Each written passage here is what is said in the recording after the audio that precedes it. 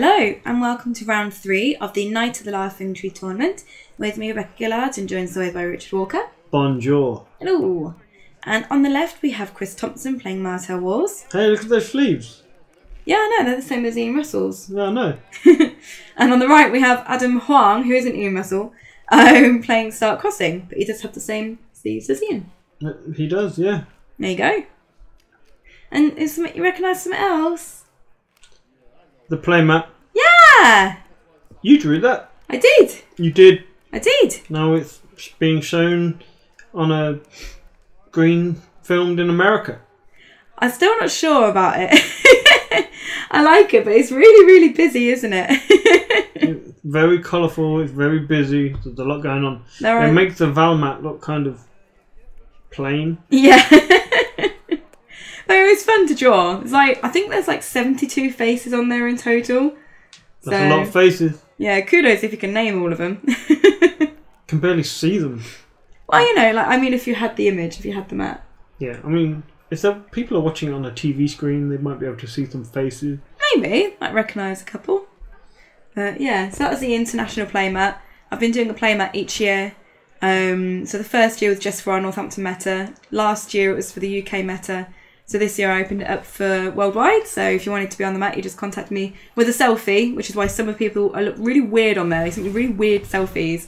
But yes, I'm sure I'll do another one again next year. And next year we'll have extraterrestrials. Possibly. I don't know how I'm going to get more than 72 faces on it though. I thought I was, you know, maybe you should just making it half myself last year with 48. And just do one of your own face. Just like one massive picture of my face. Yeah.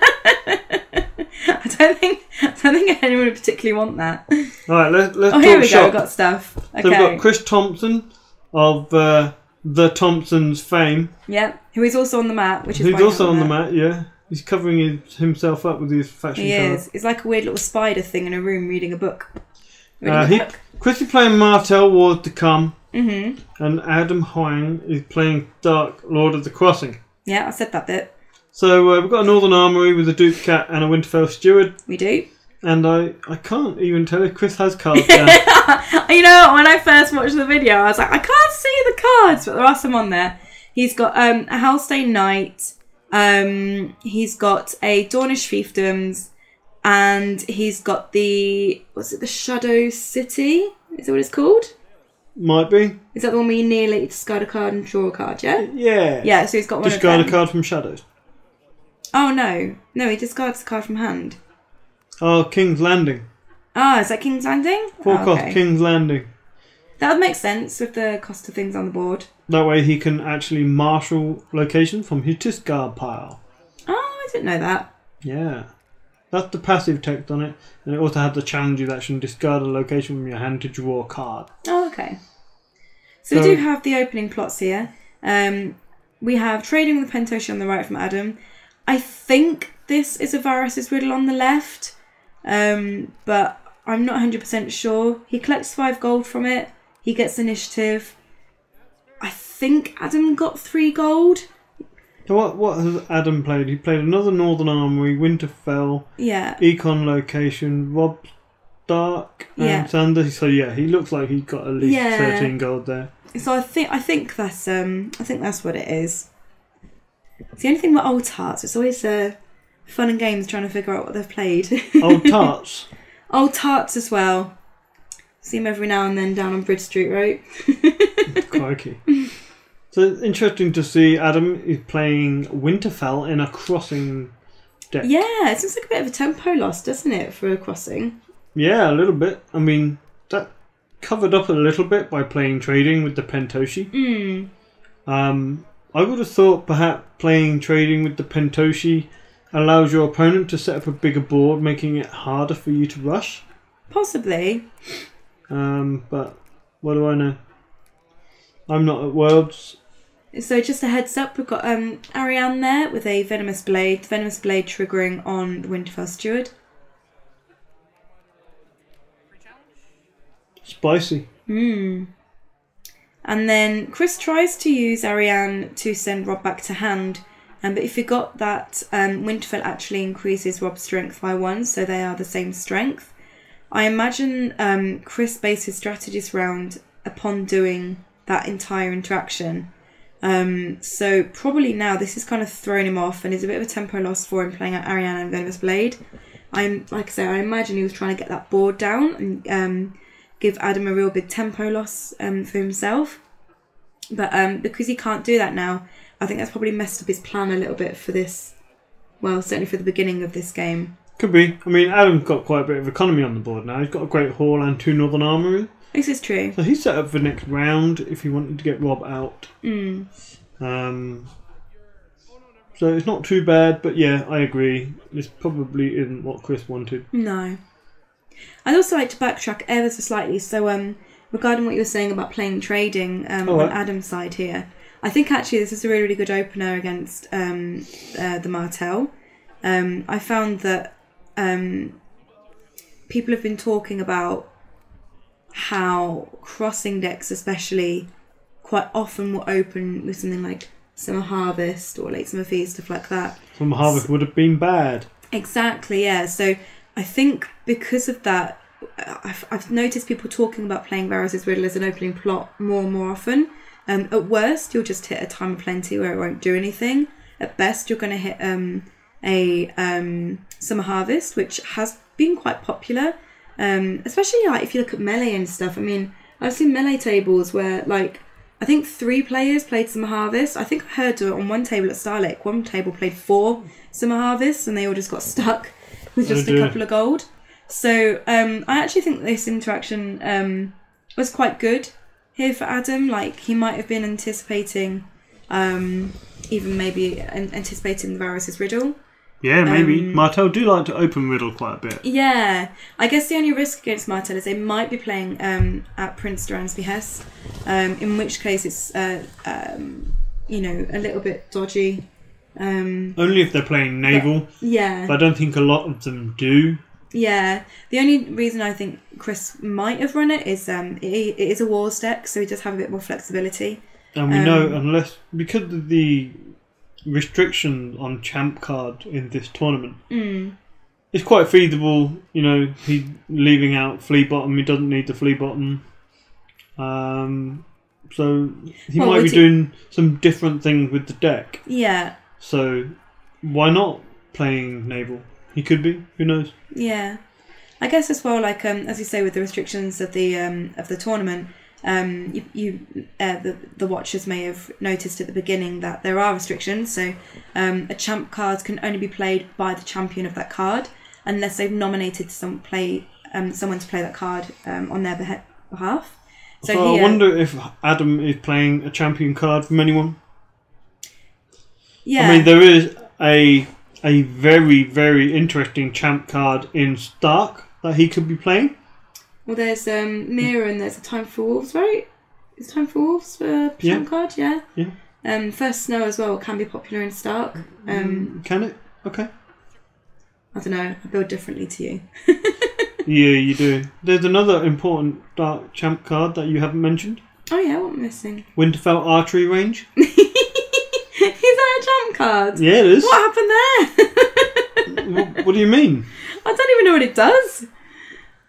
How rude. That poor champ. I'm sorry, Mr. Champion. I don't even know who the champ is. I have no idea. I don't think I've ever even really looked at the card. Brian Aurelio. Something like that. I might have just made that up. Probably. But you kneel it and you remove any character of strength 3 or lower from the challenge. Military challenge. Oh. Yeah. Probably seems better in melee, but still doesn't seem that good. Well, here we go. Got hit with a Nerf bat. So, just again rewinding ever so slightly, Chris played a Valar Morghulis after using Ariam and bringing her back to hand, and Adam has played a Time of Plenty there. And after the Valar, Adam has 5 characters on the board, which seems doesn't seem like what Chris would have wanted after a Valar. Yeah, this is really good for Adam. He's got, you know, he already had the 2 Northern Armories. He's got a Heartry Grove in addition to his Great Hall now, and he's just flopped out 5 characters, all low cost, with a range of icons. Yeah. And that's going to do a job. Chris has no claims, so there's no point in him coming back. So it's looking like a step too far now, already, because Chris has used his reset. Well, it's Wars. He's got to have at least 2, right? He could have at least 2. Maybe he'll have a first snow of winter. Maybe. Although we have seen that Adam has played a mirror. So that's the champ card that Adam has managed to secure for himself. He really jumped ahead. And Chris is playing Wars. So Wars has secured, Wars. Chris has secured Wars as his champion card. So I'd be very surprised if we have more than one in the deck. Like, you'd have to know a few people, wouldn't you? Yeah, mate. I didn't think of the possibility you could have more than one. Crikey. Yeah, I guess, there's no reason not to if someone's nominated you. Yeah, that'd be cool, wouldn't it? I am sick people's champion. I have all the champ card. OP restrict. So, yeah, I wonder... I don't know if Chris got first snow. I'm not sure. But just as regards the challenges in that phase, so Adam basically just got 3 challenges through unopposed. But Chris did, however, have his Dawn triggers. There is no Art Dawn there. So he was able to get a few cards in hand. And he's now playing at Prince Duran's behest. So he'll be able to choose a plot depending on what Adam has played. And Adam has played an Alt Art Close Call there. I believe that's from last year's Night of the Laughing Tree or King of the Andals or something like that. Queen of the Andal, Laughing Tree. It's one from Cameron does last such year. good prize support. They all kind of blend into one, don't they? No, they're all amazing. No, I don't mean the art. I mean from which tournament the art is from. I think it was from last year's. We know it definitely from one of Cameron's tournaments because of the quality of the art. Yeah, Cameron, I love the cards that Cameron sends us. He's alright, isn't he? He's acceptable, isn't he? I don't care what you say about him. I think he's alright. One of these days, maybe we'll actually have to go and meet him. Next year, we're going to Worlds. Watch your space, guys. So Chris has played trade routes, or routes, as the Americans would say. Trade routes. Yeah, it's the way they talk. They speak a bit funny over there. Yeah, they say trade routes. Seems a bit bizarre, doesn't it? I know, it's weird. But yeah, trade routes. And he got some gold, which is nice for Chris because he needs a board present. Well, he's got Ariane, right? So he should be able to put Ariane out and a few extra bits and bobs. Right? Adam's got Daisy out though. He does, and he's also played Skagos. I mean, Daisy's 7 strength. Not going to be Arianing that one. No. And Skagos is good. Going to give him summer triggers. Going to allow him to put Mirror back into the shadows just to bring him out again. Chris doesn't seem to have very many characters in his hand. Well, a King's Landing deck, if you're throwing away a location every round, then you want to be running locations. So I'd expect it to have around 20, which means less room for characters, attachments, and events. Right? Well, I think I've seen a Duran's Game in hand, and obviously we know he's got Venomous Blades in the deck. I don't know if you saw the post on Facebook by Don Skaven talking about a characterless deck. And that revolves around King's Landing. Oh, okay. So I think King's Landing, it definitely lends itself to a slower deck type because of the way it works. It's a slow location. You're throwing cards away to get cards, to draw more cards. And then the next round you can marshal one of those cards from your discard pile. It's slow. It works slow. It costs 4 gold to put on the board. It's just really slow. And so it's going to be one of those decks against the start crossing deck. You just think he might just get outrushed. Yeah. Just a little note on the board state here. So Chris has milked Mirror, and then he's just played. Is that Tristane? No, it's not. It's Quentin. Oh, Quentin. It's the other Quentin, isn't it? New Quentin. Now there are 3 plot cards in Chris's used pile. Quentin will no longer kneel at the start of the challenge phase. Seems good. Seems good, am I right? And he's also marshalled Augustin Grey and flipping it. The one that you can marshal from the discard pile. What's his name? Halfdane Escort. That's the one. So then Chris says, I think in a minute or now. He asks Adam if Adam has an action. What? Because there was a little bit of confusion in a second. Here we go. So we've got the Venomous Blade on the Halstein Escort, triggering on... Daisy? Yeah, can you do that? Yeah, it printed strength 2 or lower. Oh, okay. So then, so Chris asked Adam, do you have an action? So Adam was like, yeah, I'm going to Skagos mirror, so she didn't have the milk on anymore. And Chris was like, okay. And then I was like, okay, I'm going to carry on. And then Adam was like, oh, I thought you asked me if I had a challenges action. So there's a little bit of confusion. So I don't think Adam would have necessarily done the Skagos right there and then if he didn't realise. So Adam sort of misinterpreted what Chris was asking. Yeah, because Chris has another milk in hand. So, I mean, I think Chris is well within his right to ask if Adam has an action. Yeah. But I think Adam must have thought, oh, this is unusual. This must be the challenge phase. Yeah, and if you notice, he's already actually put Daisy in the dead pile there. So I think he thought that they'd gone on to the challenges phase. So Chris does have the opportunity here to use the gold to milk Mirror Adam again. Knew he was using Skagos in the marshalling phase. No, so... Because if that's not the case, he would have put Daisy in the dead pile before he did the Skagos, which he did not. So he did the Skagos, and then he put Daisy in the dead pile. Yes, but from what they were talking about, which you can't hear obviously at the moment because we can't hear them talking while we're commentating, they were talking. Adam didn't realise that they'd gone to the challenges phase. But in the end, Chris decided to marshal a Shadow Black Lane. Is that yeah, Shadow Black Lane. Instead of the milk, so I think it worked out okay. Someone always tells, gone for claim. Always good to see. So you have military coming through from Arya. Stealth in Quentin by the looks of it.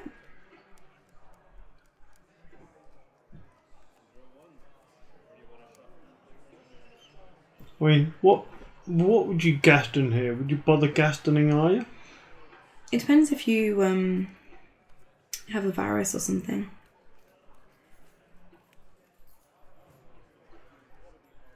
But then he doesn't have any gold, so unless he's got the Armbank will have his due, he's not going to be able to afford the last of the Varus. Adam using one of the Northern Armories here to go in for the power challenge. Yeah, I found that quite interesting that he did it that way around. So he's gone in with Arya and Brand, so Brand can get the insight from Summer. Mm-hmm. So that's a nice little extra card for Adam there.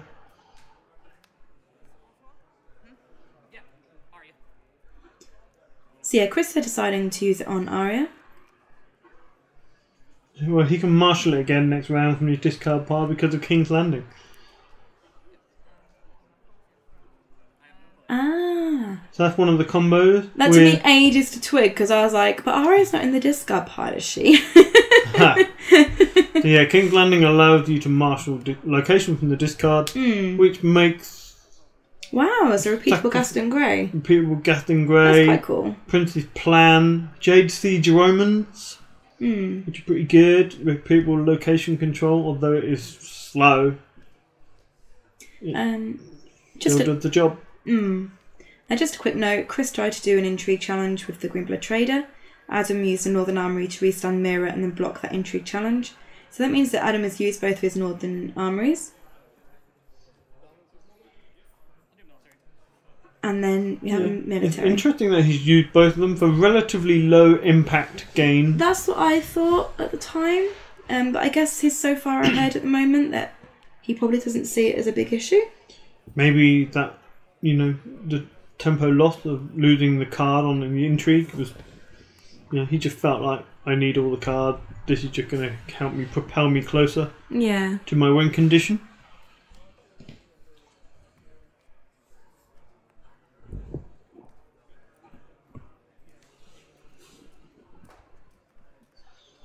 So, more plots. What do we got? Is Adam going to go for a win? He should do now, right? What the clothing plot in Stark? I don't know. Would it run you in or you die? Or is that a bit risky for Stark? Yeah, it might.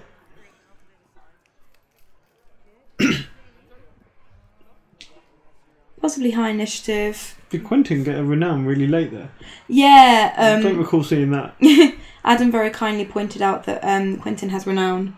So Chris took the renown.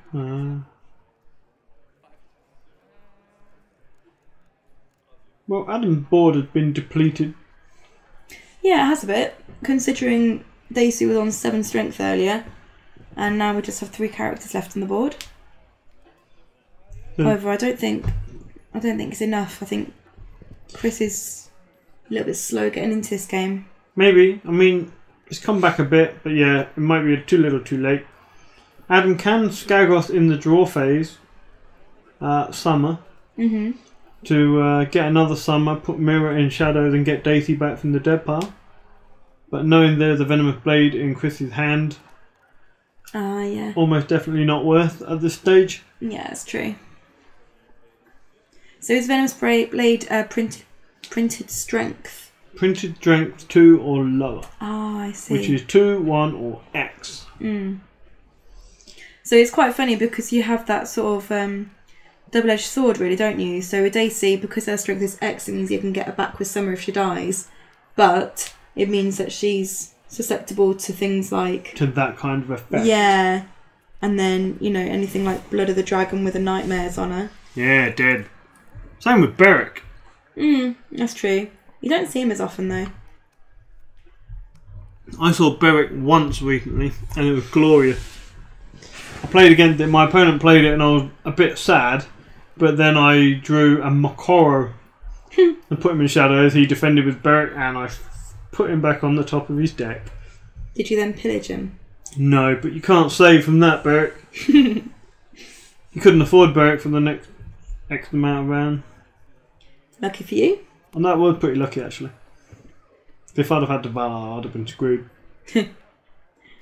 So, plots, we have Uneasy Truce from Chris, and Adam has played March to the Wall. So I'm guessing Adam did this for the initiative. Chris has gone first, as marshal to Blood Orange Grove. I like the choice of Uneasy Truce. It's quite good against crossing deck, because obviously they want to do all 3 challenges, and you will get 3 power for doing that. So it kind of really hurts them, because what they normally get, a powerful Lord of the Crossing, a powerful power claim. Yeah, and then any renown. Yeah, and they're going to have to give, well, Adam's going to have to give Chris 3 power if he wants to try any of that. So that's pretty strong. Really slows down the crossing player. And it's a good include in what we call a slow King's Landing deck. Something that needs to, you know, stall the game out a bit.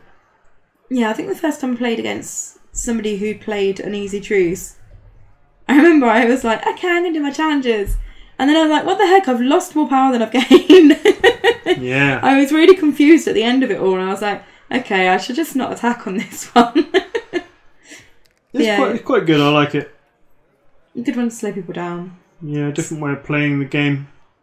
So we've got that second milk there on Mira. Where did Bran go? Bran was marched. Bye, Bran.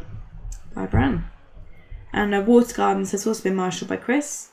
It doesn't like he's got any more characters to marshal. Or none that he wants to marshal anyway.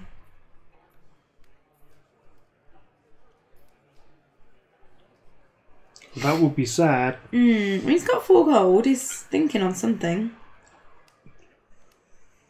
Ah, is that a Hotar? Maybe he's looking to ambush. Can't afford it. There's Water Gardens that you do it. Non-character. And Gaston Grey's come back in. Yeah, that makes sense. Discourage the attacking. There's 2 things on Chrissy's board there. The Gaston and the Uneasy Truce. Which is going to try and discourage Adam from attacking. But Adam needs to attack to win the game here. He could win the game. Oh! So warding Chris's only character, who very conveniently had a power on him. No wonder Adam was so kind. Yeah. Oh, don't you want to take your renown? What a bastard. What a sneaky player. I like it. You just called him a bastard. What a bastard. I like it. He's a kindred spirit. It's good. Yeah. So Skagos and Summer there to get the Winterfell Steward back to hand and then playing it out. Needing the Steward and the Great Hall was now earlier as well and paying 1 for Arya. Yeah, GG. She gets her dupe. It's GG, Bex. I think it might well be. Although saying that, he's going to be giving Chris power. Can he get... Oh, Froso on the Water Gardens. That's sad. So can Adam get to 15 even though he's giving Chris power? There's no renown on the board, right? Oh no, Quentin's got renown, hasn't he? Quentin's got renown. So the military, so Chris gains a power, Adam loses a power.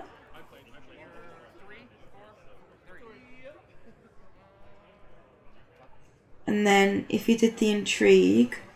I mean, this is fine because it's going to be unopposed. Adam essentially gets the power back for the unopposed, but he will get the Lord of the Crossing power later, which is an extra. And, the power claim. So he'll be net positive. Yeah, I think... Because, he'll gain a power now for unopposed. And that puts him back to 13. And then he to see intrigue, say. So he loses the power, but then gains it back for unopposed. So he's still at 13. And then he does the crossing, the power challenge, where he'd get the unopposed claim and crossing. So that would put him at the 15. Sure. Even without Quentin's renown. Sure. So, there you go. Chris realised too. Well, that was a bit brutal. We didn't really see what Chris's deck could do. He didn't quite get a stranglehold on the game. But I appreciate the attempt. You could see what he was going for, but the crossing deck it built up too much power too quick. Yeah, he didn't quite manage it, did he? No. Oh, we do have something else to say, actually. Yeah? We've got a new patron. Oh, did we? Yeah, Auntie. Which one? Timonen. Ah, Timonen. Yeah, Timonen. met that guy at Dalek. Yeah, he was the one with the ginger hair and the cap, right? Oh yeah, he's a nice fella. Yeah, he was lovely. Yeah, I like him. Nice. He's alright. Yeah, I don't care what you say about him, Richard. I think he's alright. Yeah, he's funny guy. But yeah, so thank you very much, Auntie, for coming to Patreon. If anyone else would like to become a patron, you can do so by going to patreon.com/The White Walkers. Legends. Yeah, and we are actually we have bought 2 new cameras, so we'll be able to record more games at tournaments. Woo! Woo! Well, you're clapping yourself. I'm excited. All right. Anyway, we'll see you next time, guys. Yeah, bye. Bye.